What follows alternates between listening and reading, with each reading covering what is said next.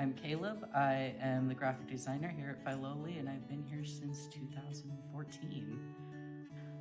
Work in the marketing department, doing all the signage around the property, making maps, our new Flourish newsletter, and pretty much all the printed graphics you see around.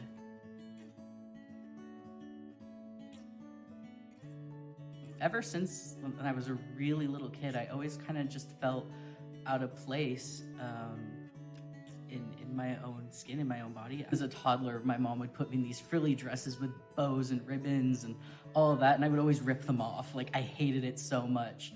And as I started school, like, I had this belief that dressing up in dresses and all of that was something parents just did to torture their kids.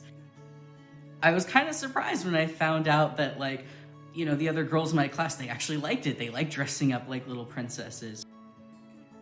When I became a teenager, that still didn't change. I would wear baggy clothes to hide my body because I didn't want people to know I was a girl. And everyone always just told me, oh, you're just a tomboy, you'll grow out of it, and I never did.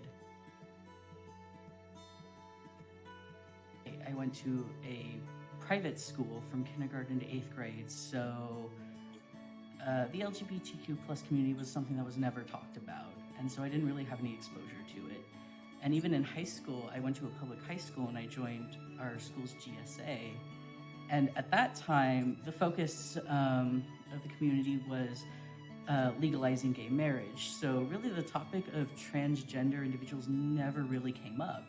And when it did, it tended to focus on transgender women.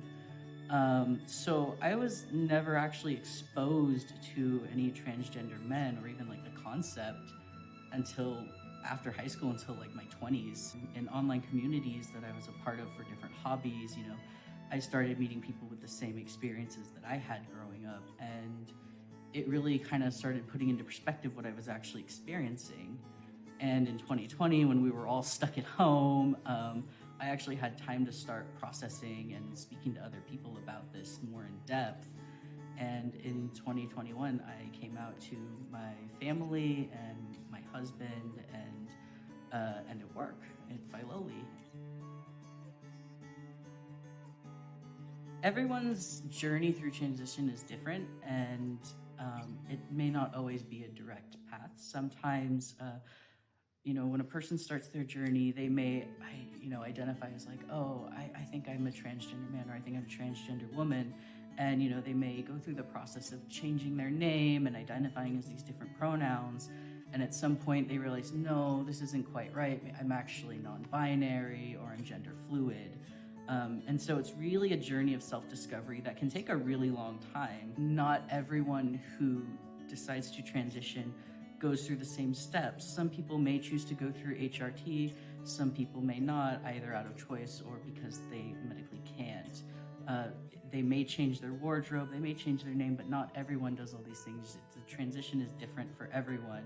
And whether or not someone chooses to take these steps, it does not make them more or less trans, or more or less, their feelings more or less valid. My queer joy comes from my nerdy side playing Dungeons and Dragons.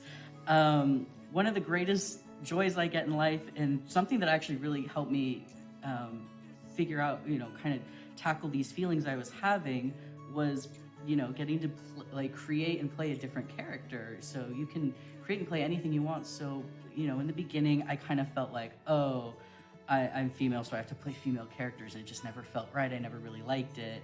And, eventually, you learn, like, I don't know, you don't have to do that. So I got to play male characters, and it just felt right. And it kind of helped me, process a lot of the feelings that I had at the time. So it can be really therapeutic and helpful for anyone just trying to figure out who they are in life.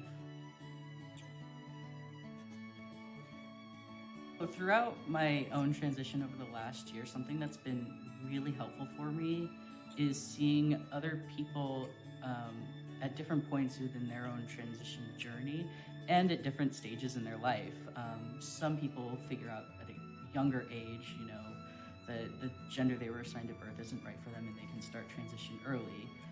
Other people I've known, like, they don't come to this realization until, their 40s or 50s. And so when I kind of first started realizing, like, I want to transition, I was like, oh, am I too old to do this, But no, there were people much older than me who were just starting their journeys. The more people who speak out about their own experiences, I hope it will encourage other people to start their own journey towards happiness.